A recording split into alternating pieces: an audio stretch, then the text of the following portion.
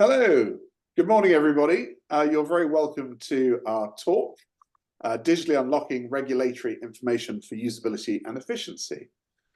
So, as you're aware, this talks about complex and authoritative information like rule books, codes of practice, and regulations, and how they get very much locked into unstructured PDFs.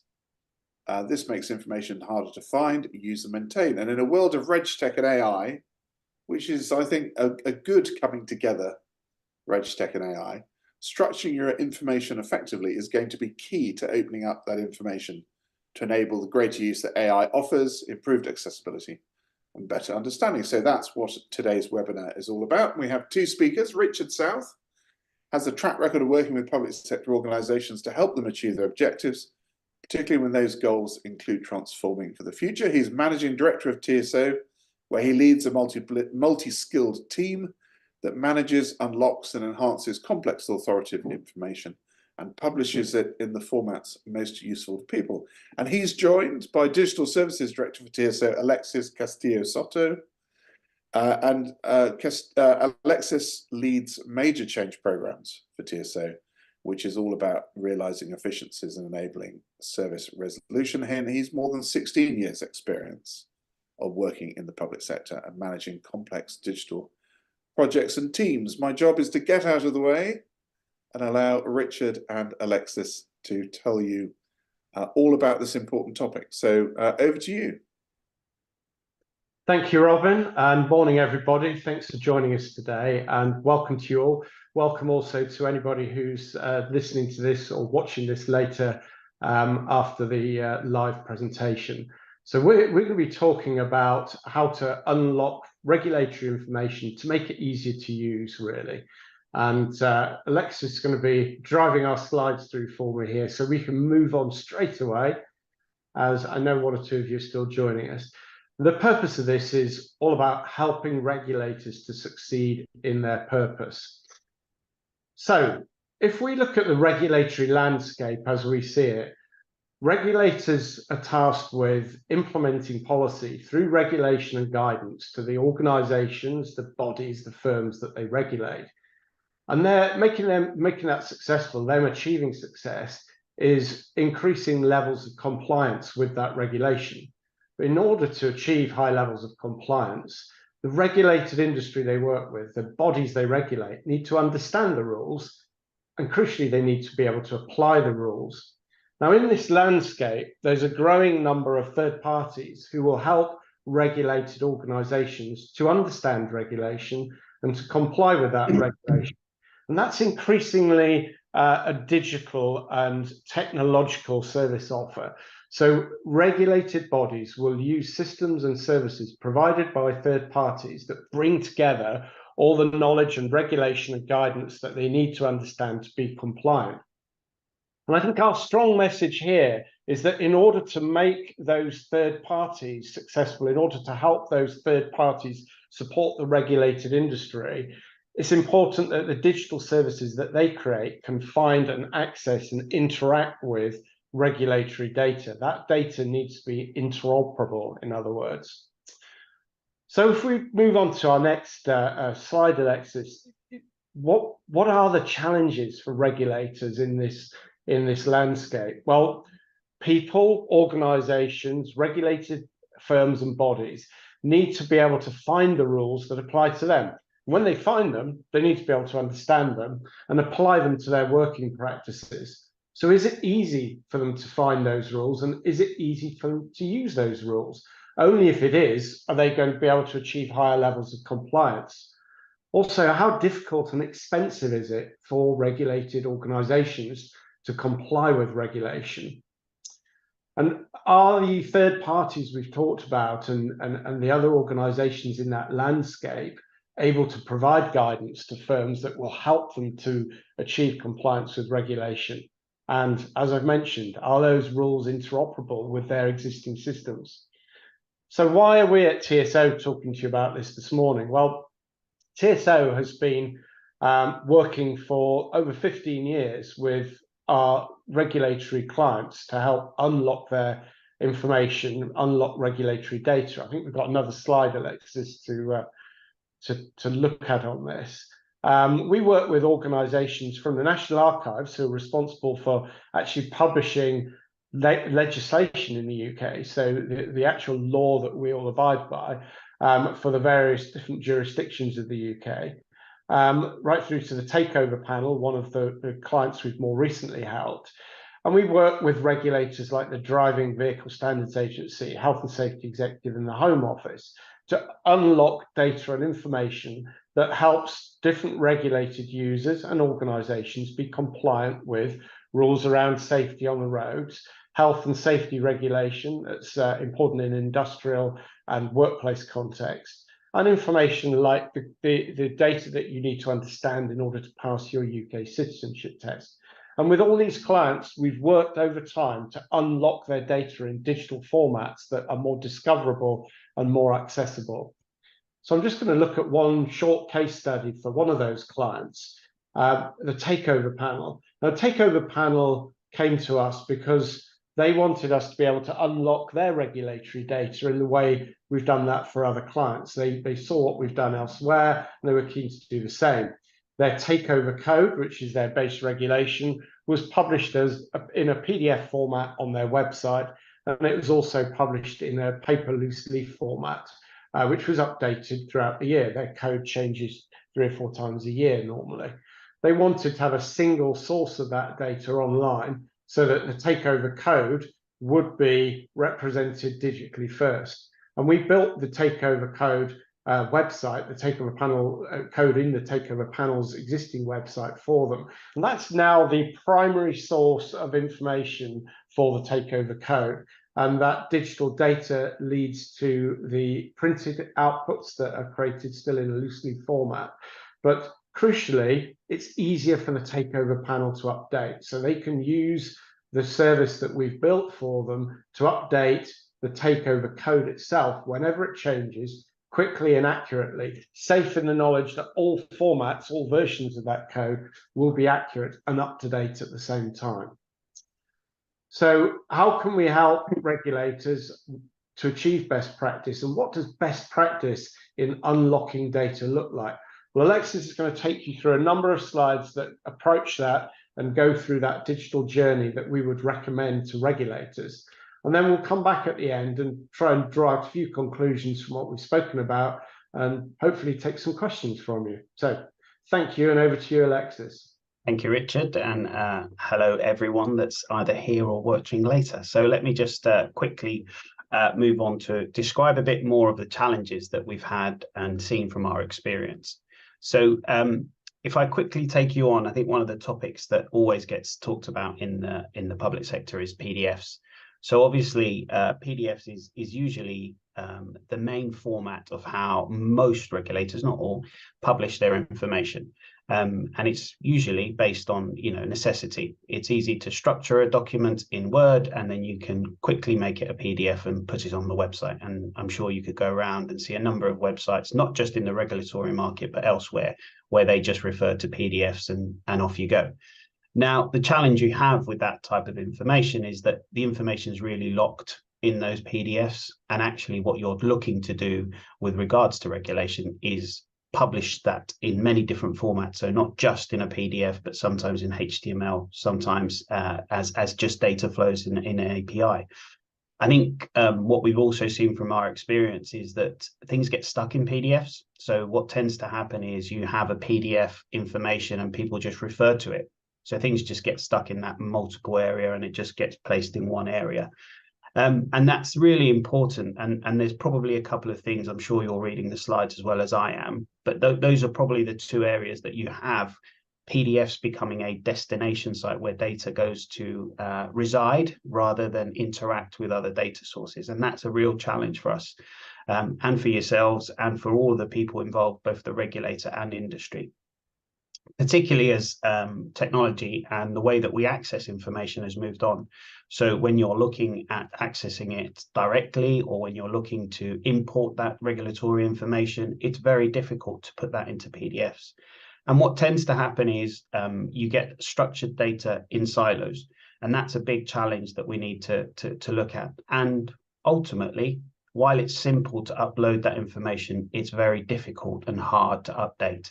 So all of these things that you can see on the left-hand side versus the right-hand side, the good practice and what it looks like is based on our experience, not just our own, but actually talking with other suppliers in the market, other regulators, and all of the other industry. This tends to be the right-hand side, what most regulators or industries are looking for. That's how they look at data and knowledge that regulators publish. So I now need to move it. So if we go back to the takeover panel piece that Richard just mentioned, he gave you a really high overview of what it looked like. And we said we took a PDF and then made it into the website. Isn't that straightforward? Well, actually, it's a bit more than that. Sometimes simplicity is complicated. And what we've done here is broken things down into small chunks. What we tend to use as our backbone language is XML. So as you can see on the left-hand side there, we have the rules, we have where it links to and where the defined term is. Now, usually what you tend to have is that's quite straightforward. Just put it on the website and link to it. But actually, it's much more than that. If you look at the right-hand side and definitely hear the expression here of offeree, and that is a term that became dear to me when I was putting this site together, was understanding what that meant. Now, obviously, that term is used in multiple places. You can see it on screen that it's referred to multiple times within just that text alone. And actually, the important bit is making sure that whenever someone wants to find out about that information, the context and the reference is always the same. So the little box that you can see popping up there is actually when we've clicked on as a screenshot as offeree. And that's really, really important for us because that gives you that complete knowledge in context and allows you to load and upload your content in multiple places, but only once. You only have to update your content once, but we can move things around in a very simple form. Again, that seems very simple, but actually there's complexity behind that because we use metadata and ontologies to sort of bring all of those data sets together and allow it to be surfaced in different ways. Now, you would ask, why would you do that? Well, actually, the important bit is that the website isn't our only destination site. It is one of the many vehicles that both regulators and industry want to access. So it's really important that we understand your data. And that's the big question that we start with at the beginning in this discovery process. Do you know your data? Do you know how it's structured? Do you know the process that sits around it? And more importantly, do you know how your staff, your users, your colleagues actually use it? Because you might have a business process that says do it in a particular way, but when you sit down with staff or colleagues, they use it in a slightly different way. So what we tend to get is sometimes content coming out in different formats. We get told it's in a particular way, but when we go into those documents or when we do that analysis, we realize that actually there's a process that's in people's heads that hasn't been documented. And that bit is the important bit. That's the understanding of how that data is structured, which then makes it really simple to structure your content on the website. This is something that we've then taken to the next level, and this is based on our experience. In fact, for the takeover panel, we are just deploying this functionality and feature, and it is called our, in inverted commas, time travel or point in time. Now, why do we do this? It is really, really important that we do this because this allows you to understand what the regulation was in a specific point in time. So whether it was 6 months ago when it was last regulated or whether it was a while back. That's really, really useful for regulators and industry to understand when they put either information, medicines, products, whatever it may be, and what the regulation was at the time. Because that allows for investigations, that allows for inspections, that allows you to do something 10, 15, 20 years in the past if there was a sort of a committee or a intervention required in that particular regulatory market. And it's really important that you understand what that regulation was at that specific point in time. Now, here we've just shown you a very simple one, which is just how the Companies Act has changed over that period. But what we've done with legislation is go all the way back into 1265. That's not the time, that's not nothing else, that's the year. And that's really important that you understand that we also bring offline material. We digitalize it, we structure it in a particular way, and then we bring it onto the platform. because it is really important that while technology has been launched and this seems to be in our everyday life, relatively speaking, with some of our regulations, it's still quite young. So a lot of those regulations previously were in books, previously were elsewhere. And that's the real advantage, that we understand as TSO, that we have that heritage of innovation where we have put those books together. We understand why those books and the structure that was needed. So we brought all of those lessons and knowledge into the digital age, which is really, really important. Because now what you're able to do is break those data points up and allow you to view and share information, more importantly, with other areas. And that is critical to the way that we do it, which obviously always leads us to the theme, which is AI.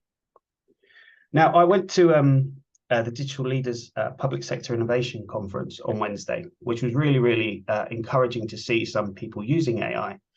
But one of the key things that we knew, and one of the things that was repeated on many, many presentations, was the fact that you need to know your data. And actually, the way that AI will work is how you have structured your data. And if you want to remove bias, if you want to remove some of the areas when you're looking at your own regulation, you need to know how it's structured. So think of it along those ways, that you've got bad data coming in, you may get a bad answer coming out.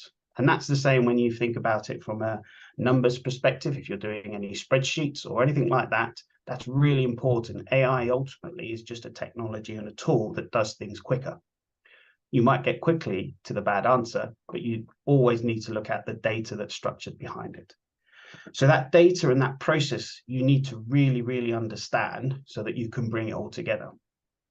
Without that, the AI can sometimes give you something that's erroneous, sometimes that's something that is ghost information.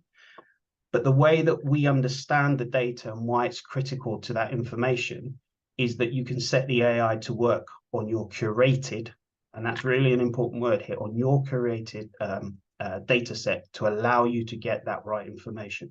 You can then interact with that information and add other data sources to enrich it, but you need to understand how that works. And if you remember right at the beginning, Richard talked about the ecosystem and that environment. It can't be done in isolation. So you need to understand how you use not only the AI to get your information out, but then how industry uses its own version of AI to push information in for it to be regulated. So you have to look at the full cycle rather than just, here's a bit of AI, how are you going to use it? Isn't it great? You have to think of the ultimate outcome that you want to use. So that's really, really important that you sort of understand all of that. It's not to say that the AI is good or bad or anything like that, but you just need to know when to implement it. And we believe by the structure that we've done things, it allows you to do it in a better way.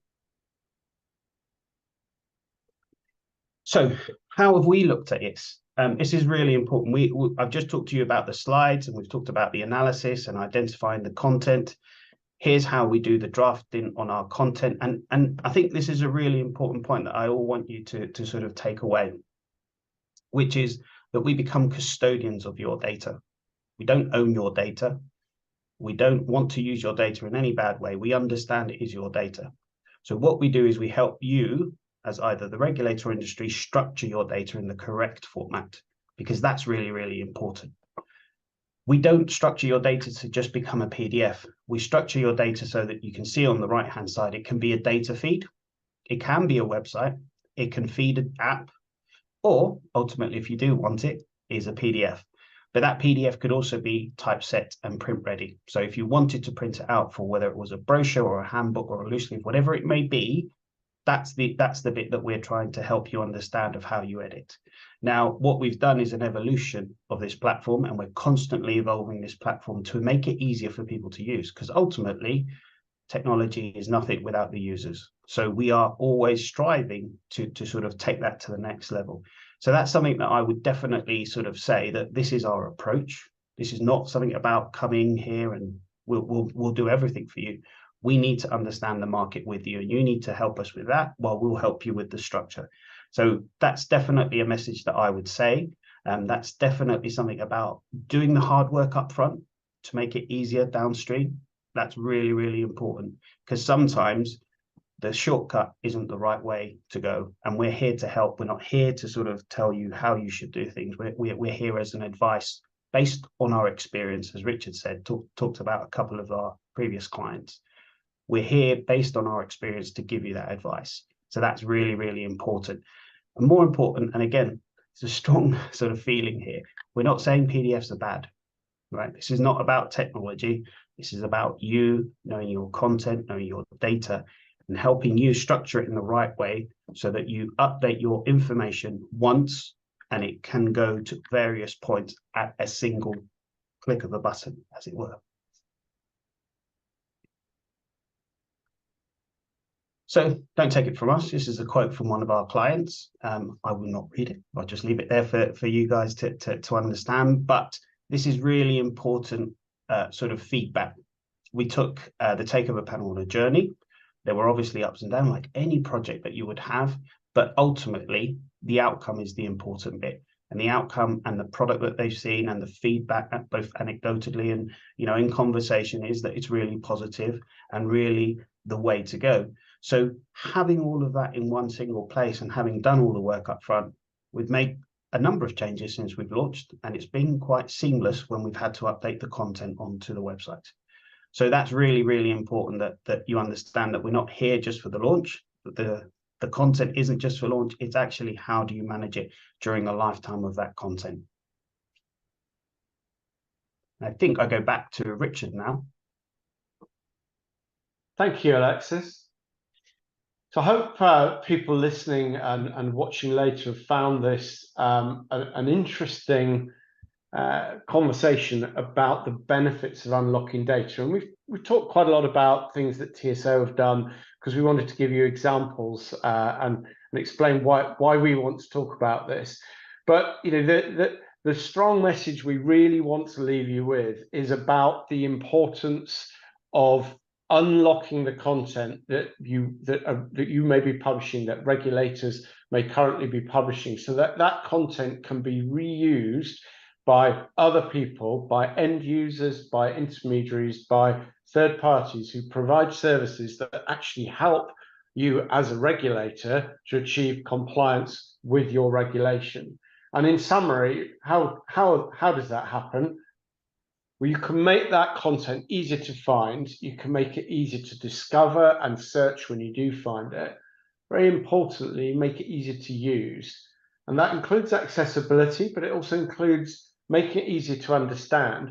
And part of the reason for that is because unlocking data means you can provide metadata and create taxonomies to understand the structure of the data much more easily. And that, again, helps those third parties integrate that information with other regulatory data and other best practice data from other sources that all may be relevant to the regulated body who's using that information.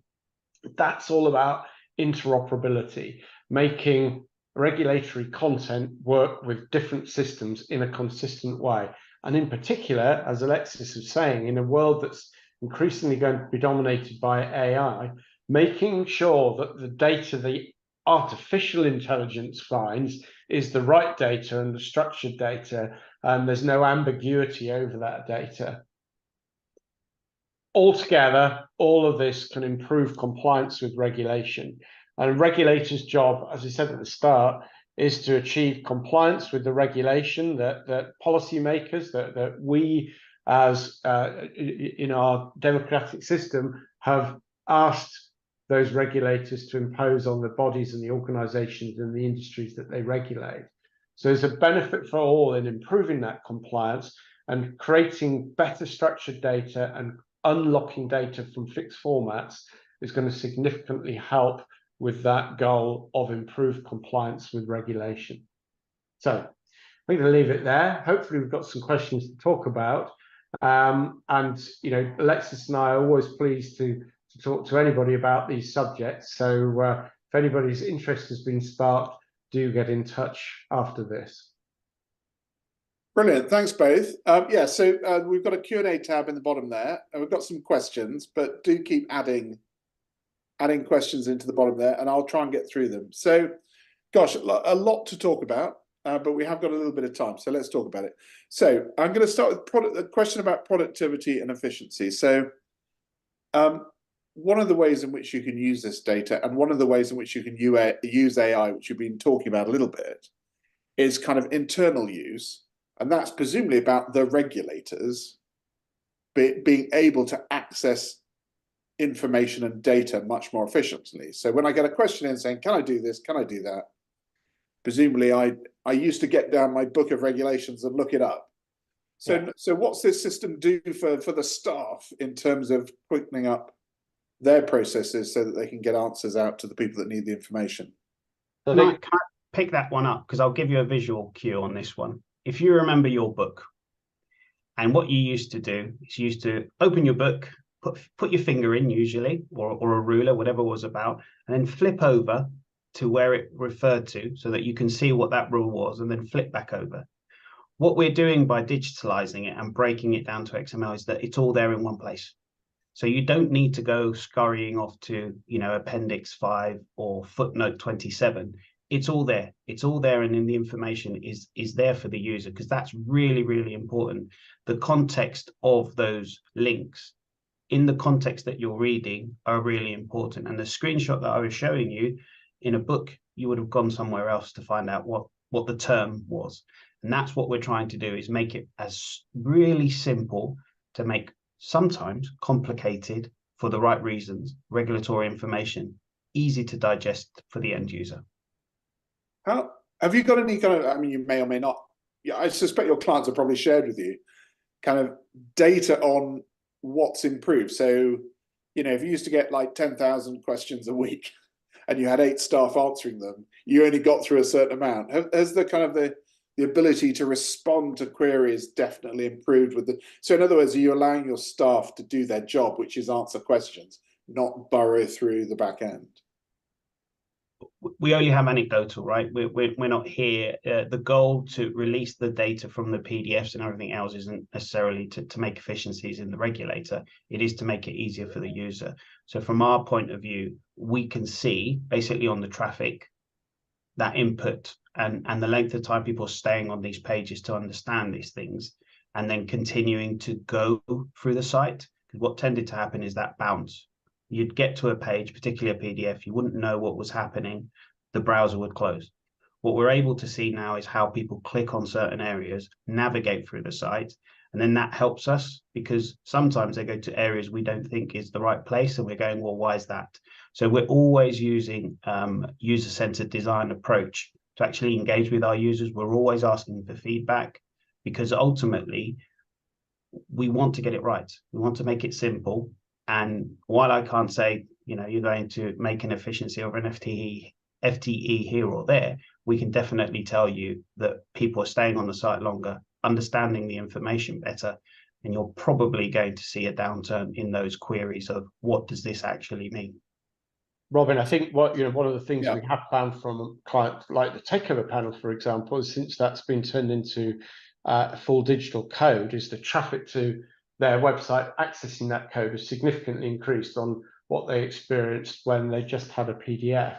But as Alexis said, it's also about the whole shift from how you access information. So the vast majority of people now in the UK would go to legislation.gov.uk to query an aspect of the law, rather than having to go and access a book and then find the reference in that book, and they can return again and again to things that are particularly relevant to them. And the same would go for users of all the kind of regulatory content that we've helped clients to unlock. But I think it's also about this really important third party market, if you like, where by creating unambiguous, unlocked digital regulation, third-party experts can bring that together with other sources of regulation. So if you're a regulated body, you're very often going to be a body that's offering across jurisdictional and geographical boundaries. So you'll need to understand the jurisdiction, the regulation in all of those different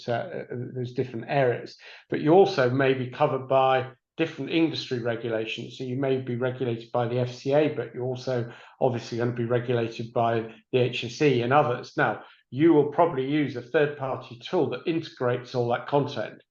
So there's a whole use case that didn't even exist before around how you ensure that you're compliant with all of that regulation from multiple sources, and that can only work if there's an unambiguous source of digital data for each source of regulation that you need to comply with. And so what we're doing in our world, I mean, we're here to talk about the whole process and the importance of unlocking data today, not just what we do, but what we tend to be doing is helping the regulator structure their data into formats that those other reg tech providers who integrate different content can work with, but also for this coming world of AI, so that the AI can actually use the unambiguous source of the truth as well. So Leah, let's pursue that thread for a moment. So obviously regulate, I mean, I'm going to use the word risk. Okay, so if I'm the regulator, I'm highly motivated to make sure I don't do the wrong thing. And you're there saying, no, but you also need to be doing the right thing, which is making the regulations really accessible. So where's that balance? Because obviously when you're talking about apps and things like that, I can imagine there's a little bit of me, if I'm a regulator, thinking, well, look, I know exactly what my PDFs say, and kind of like, if the moment I've got information everywhere, yeah, does my risk go up that people say, oh no, I'll send you a screenshot now of the app and what it's telling me, which isn't what you're telling me on the phone. No, so, I find the opposite. I think with all of the regulators we work with, they're very, very keen to ensure that the regulation they create and publish, the rules, the guidance, the legislation they publish, is actually unlocked, but unlocked in a structured and unambiguous format. And often what they're able to do by unlocking data and creating proper structured digital formats is to create the metadata that enriches that so that users can understand and contextualize every element of that regulation. And by doing so, it's less open to misinterpretation. And critically, Alexis talked about the whole time travel issue. The reusers and the end users of that information, whether they get it direct or through a third-party integration, they know that they're looking at the latest, most accurate information. And the regulators themselves, when they update it, they know that they're updating that one single up-to-date source of their regulation. So I think this sort of removing ambiguity, removing any uncertainty over the accuracy and currency of regulation is also an important part for this. So I understand the question. I think actually regulators see the importance of doing this to ensure that people can access accurate data unambiguously. And obviously you're getting I mean, it's one thing to load everything up as a PDF and have a website. We've all had those for a long time. But if something goes wrong and it's because Alexis gave the wrong advice over the phone or Alexis sent through the wrong document, everyone goes, oh, bloody humans, kind of, they make mistakes.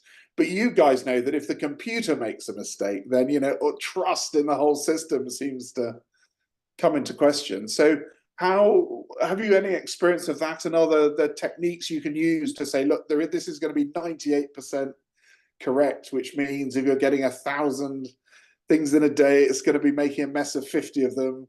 Kind of what sort of tolerance levels do you think humans have for trusting these, kind of much more accessible, data-driven ways of regulating?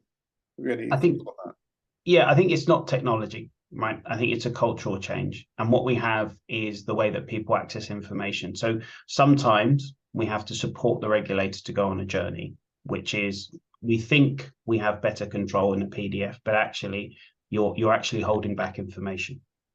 So I think it's really important that you understand that this isn't about technology. This isn't about the data. This is about a cultural change that you have to support people getting the data out to the relevant areas. So that's really important. And in your analogy there that you were using about, if the tech is wrong, who gets the blame? Well, it's still Alexis. But, what I would say is that I'm not aiming for 98%. I'm actually aiming for 100%, because what we're trying to remove is that human element in getting the content and that data structure right. That's the important bit. The interpretation of those regulations is always open. But as long as you know that the core is correct, that's all you can control. And that's exactly the same scenario you would do with a PDF. Yeah. Someone will phone up and say, I've interpreted this PDF in a different way. We're not trying to stop that. We are trying to give you the correct information in multiple places. Okay, so in terms of multiple places, question here about the formats that the takeover panel gave you. So we have talked a bit about PDFs, but they're saying, you know, what other source materials and formats did you have to kind of bring into the process? So they've named a few: time series, structured, unstructured, code. Do you want to sort of just say a little bit about that? Yeah, I don't mind taking that. First off, I'll say hello, Steve. Good to see you again. And then secondly, what I'll say is that predominantly we had a PDF structure, but as we all know, PDF is usually created elsewhere. It's never created in the PDF. So what you tend to have is different publishing material that sits behind it. So it could be a Word document, or it has been a particular print technology that has been used for the ultimate print. What we found, it was structured in how it was presented in the PDF, but once you remove that data, you find that actually it isn't managed as a structure. And that's an important thing, that sometimes we all think that because it appears in a particular way in a PDF, it's structured, but you remove that sort of lid and you find out that actually someone's been formatting that individually. And what we try and get to is actually get the formatting done at the beginning. So it is ultimately unstructured, but presented as structured data. And that's why it's important to do that discovery piece, because you measure twice and do the work once, rather than just make the assumption that, oh, well, it appears like that in a PDF, it must be structured. It's really important that you look at any type of data and go right to the core, because if you don't do that, you will make a lot of assumptions. And we all know, having delivered projects for many years, that assumption is the great source of insert any expletive you would like there. Okay, so we've talked a little bit about internal efficiencies. We've talked about appetite for risk. So now let's then talk about external use. So particularly, I'm thinking about AI. So a lot of organizations are using AI, and I'm sure your regulators are as well, or you're starting to implement it for them. Because if you're doing stuff internally, then hallucinations and things like that, they don't matter quite as much, because it's behind closed doors and you've got professional regulators dealing with it, and they think, I'll just check whether that piece of legislation does exist, that the system's telling me, you know, does, and things like that. Once you go external and you're using AI outside the organization, then, you know, kind of that is a different scale activity. And Alexis, you're at the conference on Wednesday. The Commonwealth Development Office have sort of created a bot, goes into the back end, you ask it questions, and it gives you answers. And what they were saying there, and I'm just interested whether you've done this yet, what they were saying there was that they're using the AI internally, but then they standardize the answers. I thought it was quite a neat solution where so they come up with something and then they preset the answer. So you're not getting the AI saying, because of this and this, I think predictively it's this. They're actually giving you an answer that's already been signed off by the Foreign Commonwealth officer. So do you think that's something that regulators are going to do, is kind of like regulate the answer so they know what the answer that will be given is correct, but use AI to understand the question? 100%, and it's how the question's asked. That's really important. So if I take everyone a step back and say, if everyone remembers, in the midst of time, this thing called a chatbot, which was curated answers to curated questions. So you had to ask it the right question to get the right answer. And what AI is now trying to do is trying to interpret how you answer that question, how you ask that question, so that you can get to the right answer.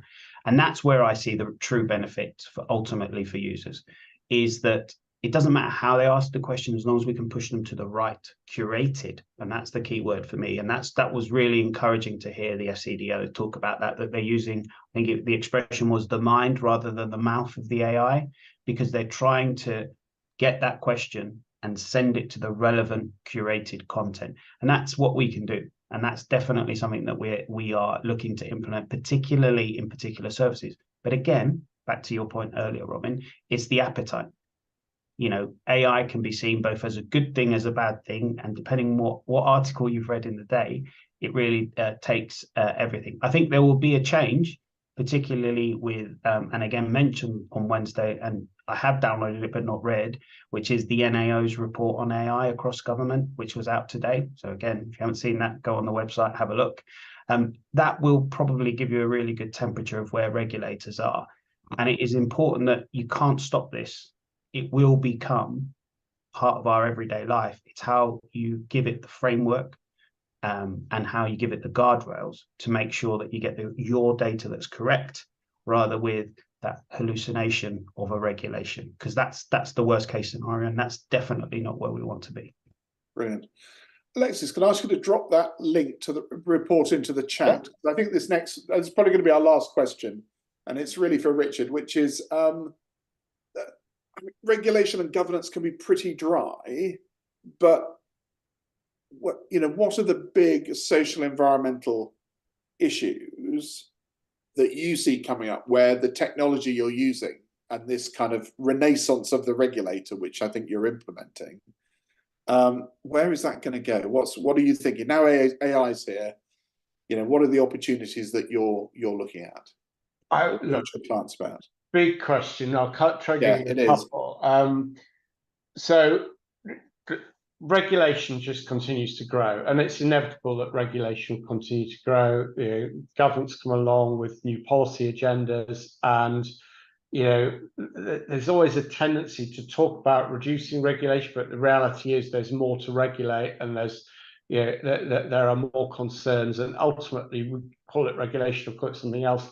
That's what will ultimately happen. However, technology, and this will evolve more and more into AI, for a long time now has been making it easier for organizations to comply with regulation. So I think for me, the big change we're already experiencing, we're already on that journey, if you like, is how technology and increasingly the AI technology users, if that makes sense, will help us to understand what we need to do to comply with regulation, and will almost impose the regulation in a seamless way so that it doesn't interfere with the way we go about doing our jobs in our different industries. So, for example, in the financial services industry, the reg tech industry, and I think we see ourselves as part of that in the way we help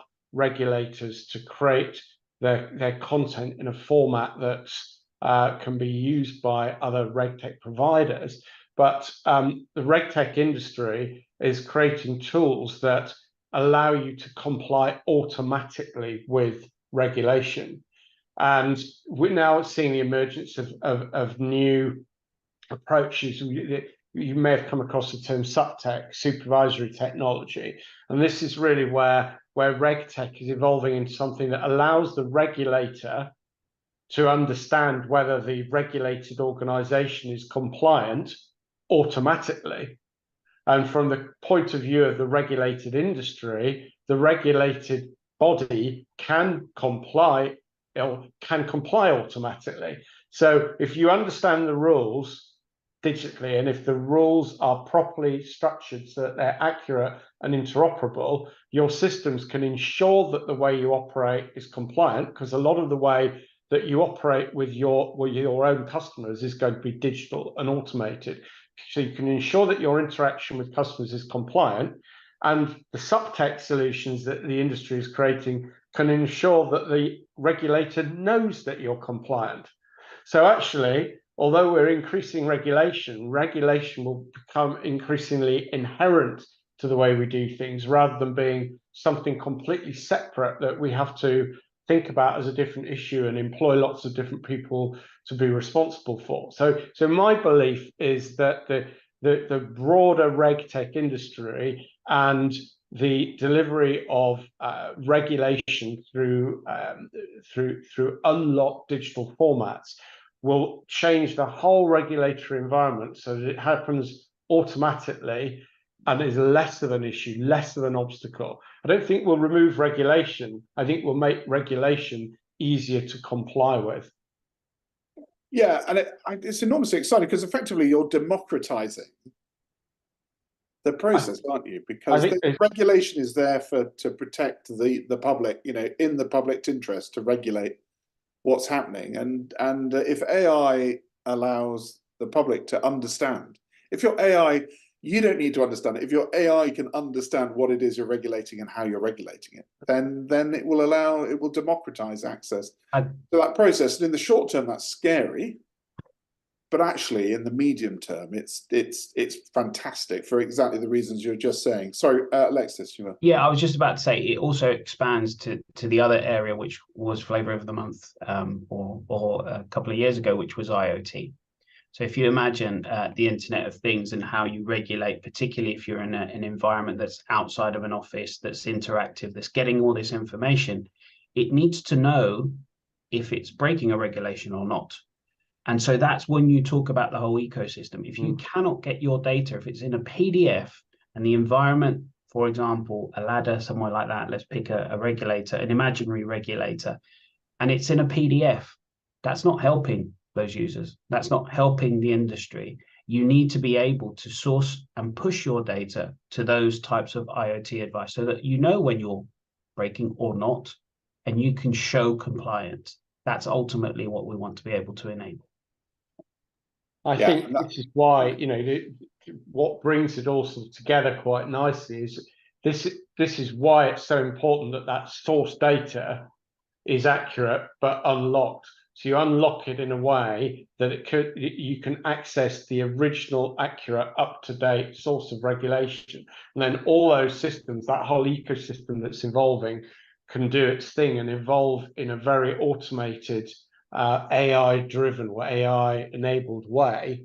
But as a regulator, that the core information that's being used is accurate, up-to-date, and comprehensive. Yeah, and I think that's an enormously positive moment to finish our talk. But yeah, no, it's been great. Thank you for the questions. Yeah, it feels like, you guys are doing something really helpful and clever for the regulators, and I really love what you're doing. And it's apparent that there's about to be another step change, which brings all sorts of challenges. But and I think the organizations need people like yourselves to sort of help them and handhold them through that. So thank you, both of you, Richard and Alexis, for a fantastic presentation. I'll let you say your goodbyes, and then we'll bring things to a close. Thank you, Robin, and thanks to everyone who's joined us this morning. We really appreciate your interest. Yeah, what Richard said. Thank you very much. Thank you. Cheers. Thanks. Cheers. Bye. Bye.